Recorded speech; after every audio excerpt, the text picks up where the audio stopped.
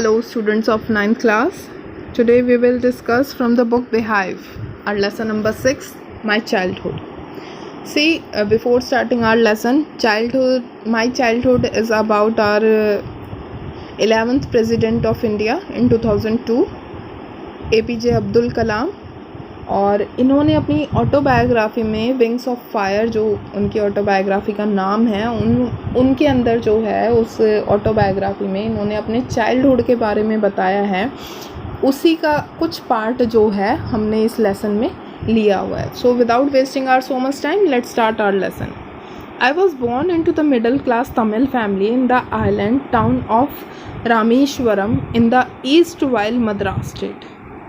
अब ये कहते हैं APJ अब्दुल कलाम ही बोल रहे हैं यहाँ पर, ठीक है। तो हम अपने चाइल्डहुड के बारे में बता रहे हैं तो वही बोल रहे हैं सारी जगह। तो वो कहते हैं कि मेरा जन्म जो है ना एक मिडिल क्लास तमिल फैमिली में हुआ था, रामेश्वरम में, जो कहाँ पर है, जो पूर्व मद्रास राज्य में एक कस्बा हुआ करता था, एक छोटा सा गांव टाइप का। माय फादर जैनुलाबुद्दीन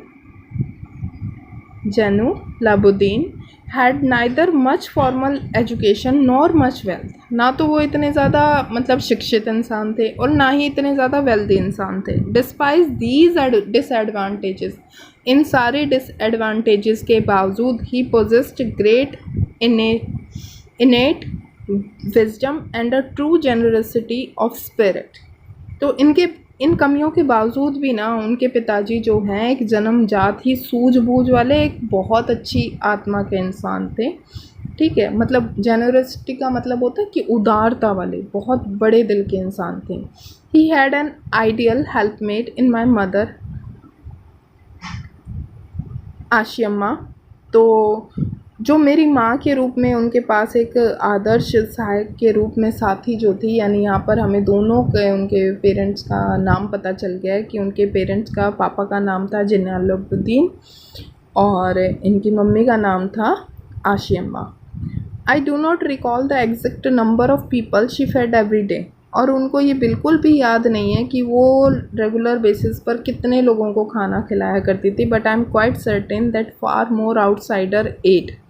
लेकिन मैं इतना बिल्कुल निश्चित करता हूँ कि हम लोग जो हैं बाहर के खाने वाले ज़्यादा होते थे then all the member of our family put together, जितना कि हम सारे के सारे अपने ही परिवार के मिलते थे। यानी इनका कहने का क्या मतलब है कि भाई इनके घर पर इतने लोगों का आना जाना लगा रहता था कि बाहर वाले जो हैं घर वालों की संख्या से ज़्यादा ही खाना होते थे और उनको वो डेली खाना खिलाती थी। I was one of many children, मैं बहुत सारे बच्चों में से एक था। A short boy with rather undistinguished looked, जिसका एक छोटा कद का, जिसका कोई बाहरी रूप इतना ज़्यादा अच्छा नहीं था, ठीक है, मतलब गुड लुकिंग सा नहीं था। Born to tall and handsome parents, लेकिन उनकी पैदाइश जो है वो काफ़ी सुंदर और लंबे कद के पेरेंट्स से हुई है, हालांकि वो फिर भी शॉर्ट उसके रह गए थे। We lived in our ancestral house, हम अपने पूर्वजों के मकान में रहा करते थे, which was built in the middle of the 19th century, जो 19th सेंचुरी के मिडल में ही बना होगा। It was a fairly large pucca house, वो एक काफ़ी बड़ा पक्का हाउस था, made of limestone and brick, जो चूने और ईंटों से बनाया गया था, on the mosque street in Rameswaram. Mosque street यानी मस्जिद वाली गली में, मॉस्क, ठीक है, रामेश्वरम की मस्जिद वाली गली में था। My austere father used to avoid all inessential comforts and luxuries. मेरे जो कठोर साधारण से जो पिताजी थे, ऑस्टर का मतलब सिंपल लिविंग मैन हम लोग कह सकते हैं, वो अवॉइड करते थे कि ये जितनी भी अनावश्यक सुविधाएं और आराम की चीज़ें हैं ना, लग्जरीज मतलब आराम की चीज़ें, इनकी परवाह कभी नहीं करते थे। However all the necessities were provided for in terms of food, medicine and clothes. लेकिन हमें जितनी भी आवश्यक चीज़ें थी, जैसे भोजन, दवाइयाँ, कपड़े, वो सारी चीज़ें हमें हमेशा उपलब्ध करवाते थे। In fact I would say mine was a very secure childhood, both materially and emotionally. यानी मैं भौतिक रूप से भी और भावनात्मक रूप से भी मैं ये कहूँगा कि मेरा बचपन काफ़ी अच्छा था। The second world war broke out in 1939 when I was 8 years old। तो वो बता रहे हैं, मतलब वो उनके टाइम में ये हुआ था जब वो 8 साल के थे, तो 1939 में सेकेंड वर्ल्ड वॉर जो है वो छिड़ गई थी. For reasons I have never been able to understand a sudden demand from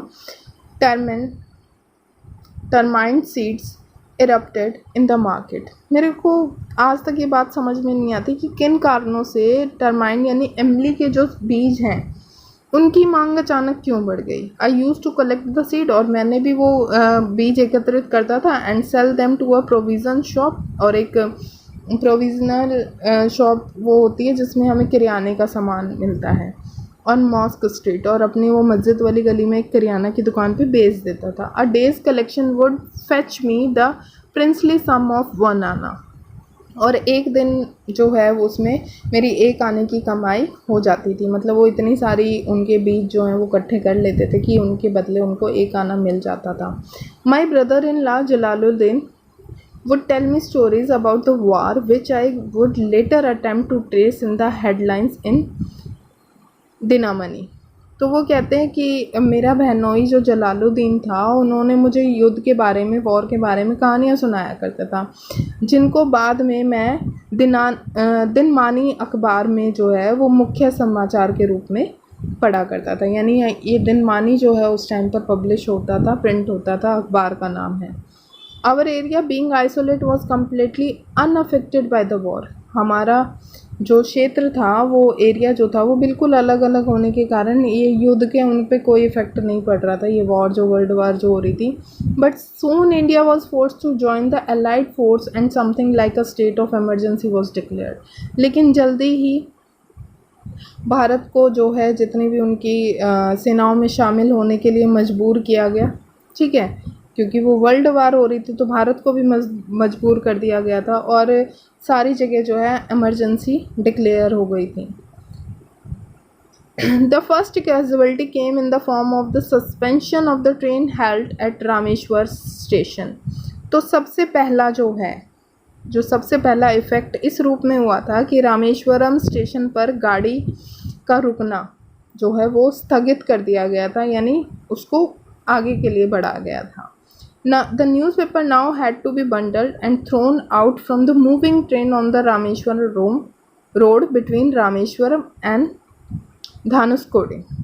तो अब क्या किया जाता था, स्थगित कर दिया था, यानी वहाँ पर ट्रेन्स वगैरह रुकती नहीं थी अब रामेश्वरम में. अब क्या करते थे कि न्यूज़पेपर भी जब आते थे ना बेटा, तो न्यूज़पेपर का एक गट्ठर बनाकर चलती हुई गाड़ी में से ही रामेश्वरम की सड़क पर फेंक दिया जाता था. वो सड़क कौन सी थी, वो रामेश्वरम और धनुषकोडी के बीच में एक जगह थी, वो वहाँ पर फेंक दिया जाता था. That forced my cousin Shamsuddin who distributed newspaper in Rameshwaram to look for helping hand to catch the bundles, and as if naturally I filled the slot. तो इस टाइम पर जो उनका कज़न था शमसुद्दीन, उसको जो है रामेश्वरम में उसका काम था ये, मतलब हमारे APJ अब्दुल कलाम का जो कज़न था कि वो रामेश्वरम में अखबार बांटता था. अखबार के बंडलों को पकड़ने के लिए उसको एक हेल्पर की तलाश करनी पड़ती थी, वो उसको करना पड़ा. ठीक है, और जैसा कि ये जानते हैं कि भाई उन्होंने आई फिल्ड द स्लॉट बोला है ना, तो इस खाली जगह को जो है मैंने भर दिया था. Shamsuddin helped me earn my first wages. उसने, शमसुद्दीन यानी उनके कज़न ने ही उनको पहली कमाई करने में हेल्प करी थी, यानी उन्होंने अपनी पहली कमाई जो है अपने चचेरे भाई के साथ शुरू करी थी. हाफ ए सेंचुरी लेटर, और आधी शताब्दी के बाद, I can still feel the surge of pride in earning my own money for the first time. और आज भी मतलब इस बात को लगभग 50 साल हो चुके हैं, मैं अब भी गर्व की भावना महसूस करता हूँ जब भी मुझे ये बात महसूस होती है कि मतलब मैंने अपनी पहली कमाई जो है, क्या सुख होता है उस बात का जब एक कोई इंसान अपनी पहली कमाई करता है. Every child is born with some inherited characteristic into specific socio-economic and emotional environment and trained in certain ways by figure of authorities. तो यहाँ पर वो कहते हैं कि हर एक बच्चा जो है ना, वो एक विशेष सामाजिक और भावनात्मक माहौल में कुछ अपने इनहेरिटेड यानी पिता से ये पैतृक, ये पूर्वजों वाले गुण जो है वो लेकर जन्म होता है, और घर के जितने भी स्पेसिफिक लोगों से उसको कुछ ना कुछ सीखने को मिलता ही है। यानी बच्चा न्यूक्लियर फैमिली में रहेगा तो ऑब्वियस सी बात है सिर्फ दो की ही उनका नेचर का, पापा और मम्मी के ही फ़र्क पड़ेगा, लेकिन अगर वो जॉइंट फैमिली में रहता है तो सभी के नेचर का थोड़ा थोड़ा वो इनहेरिट कर लेता है। आई inherited honesty and self discipline from my father. उन्होंने क्या लिया विरासत में? अपने पापा से ऑनेस्टी और सेल्फ डिसिप्लिन, और अपनी मदर से आई inherited faith in goodness and deep kindness.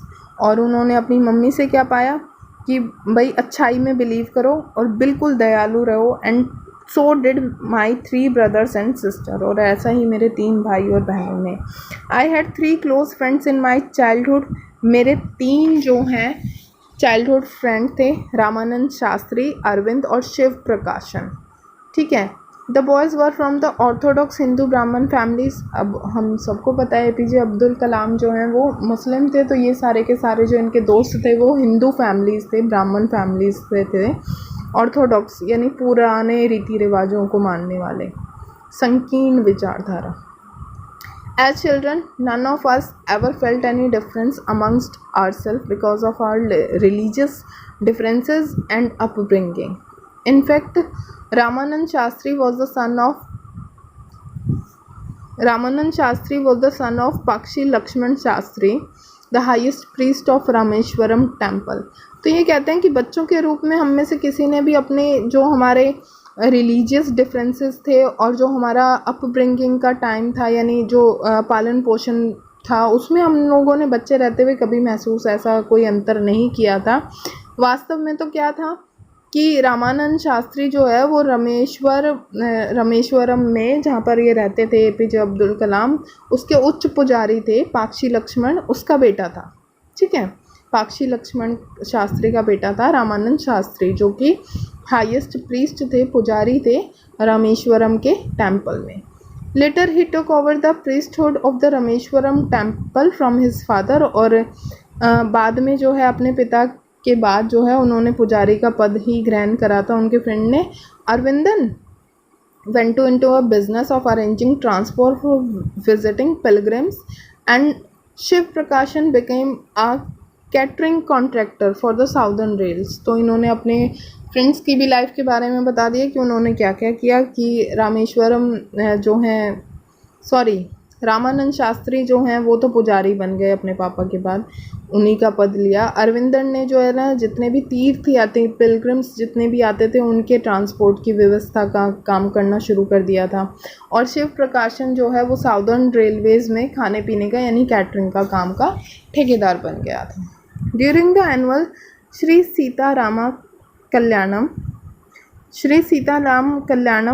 Ceremony, उस टाइम की बात है जब ये एनुअल श्री सीताराम कल्याणम सेरेमनी हो रही थी। Our family used to arrange boats with a special platform for carrying idols of the Lord from the temple to the marriage site, situated in the middle of the pond called Ram Tirath, which was near our house। तो इनकी family जो है ना, इनका परिवार यानी APJ Abdul Kalam का परिवार जो है, जब भी ये वार्षिक महोत्सव होता था तो भगवान की मूर्तियों को मंदिर से विवाह स्थल तक, तो ये शादी करवाया करते थे ना। ये जब ये ऐसा होता है ना बहुत सारी जगह पर, जैसे कान्हा जी की भी, ऐसे ही सीताराम की भी, तो इनका कोई विशेष महोत्सव होता है तो उसमें जो है ये ऐसा वो करते थे, बोट्स बनाते थे एक ऐसे स्पेशल प्लेटफॉर्म की, जिसमें कि मतलब भगवान की मूर्तियों को टेंपल से उस मैरिज के प्लेस तक ले जाया जाए, जो कहाँ पर स्थित था। वो एक पॉन्ड के इन द मिडल ऑफ पॉन्ड तालाब के मिडल में था, कॉल्ड रामा तीरथ, जिसको राम तीरथ के नाम से जानते थे, जो कि इनके घर के पास हुआ करता था। Events from the Ramayana and from the life of the prophet were the bedtime stories my mother and grandmother would tell the children in our family. और रामायण और मसीहा के बारे में जितनी भी लाइफ की उनकी घटनाएं थी वो मेरी माँ और दादी माँ हमारे परिवार में बच्चों को सोते समय अक्सर सुनाया करती थी। तो we have covered our first 5 paragraphs of the lesson. I hope you understand the lesson. Thank you for watching the video.